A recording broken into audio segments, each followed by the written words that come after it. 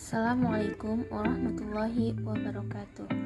Perkenalkan, nama saya Nurgita Fauziah, NIM 21017073 dari Prodi Sastra Indonesia.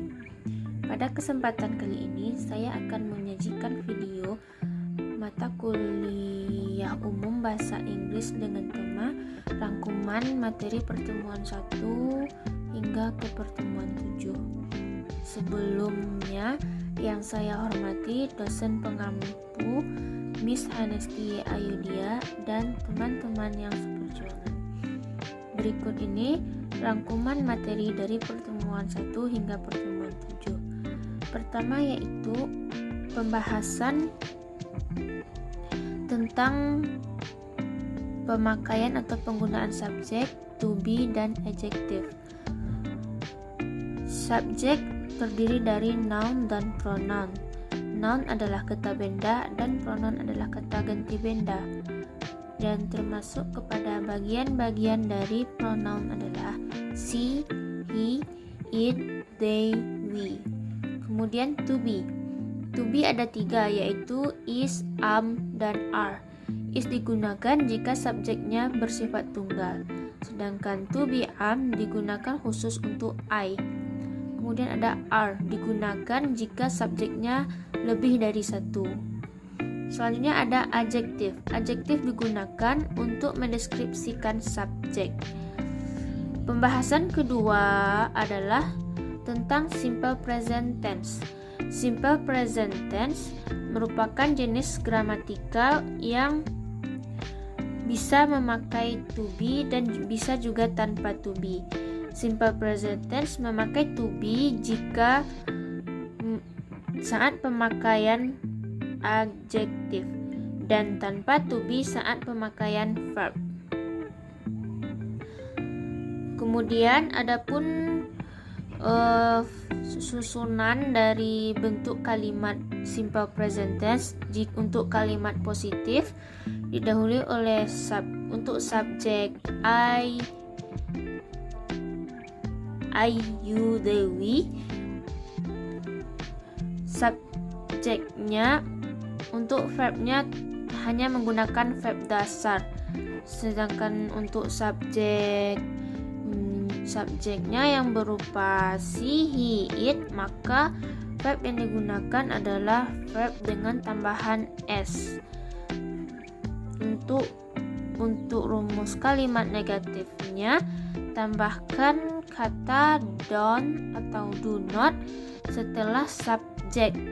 Kemudian untuk kalimat pertanyaannya didahulukan oleh kata do, kemudian berlanjutkan dengan subjek dan verb.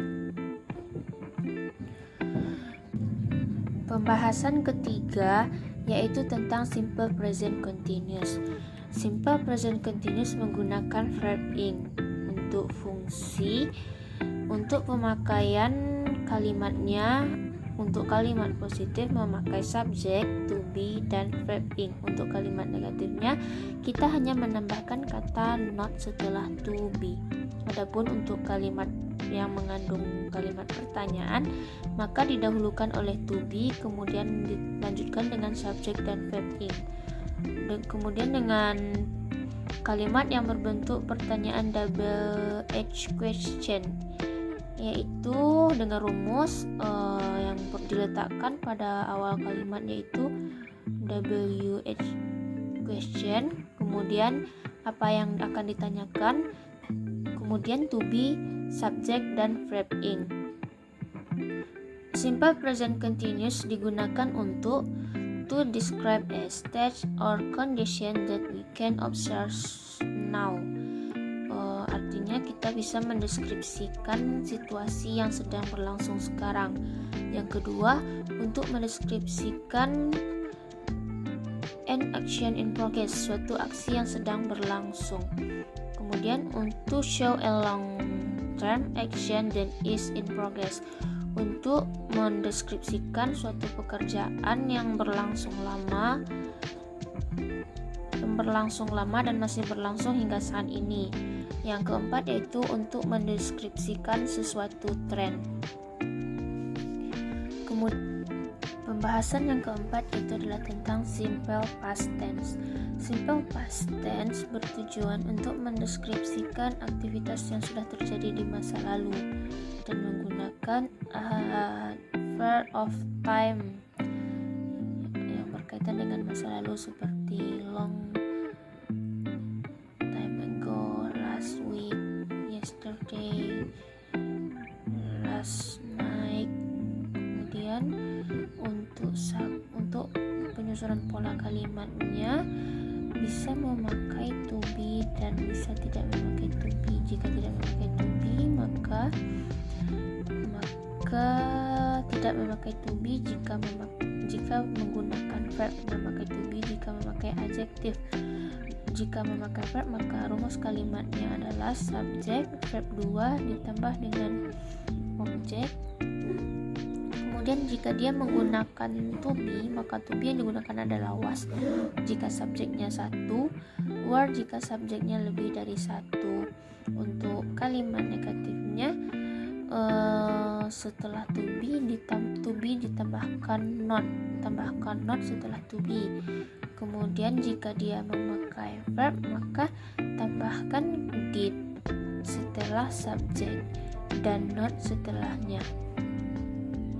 Untuk yes no, pertanyaan yang jawabannya yes no, maka pola susunan kalimatnya berupa to be ditambah subjek dan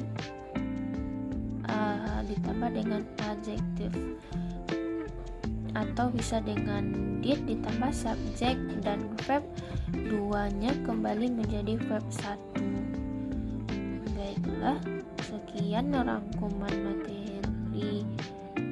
rangkuman pembahasan materi dari pertemuan pertama hingga pertemuan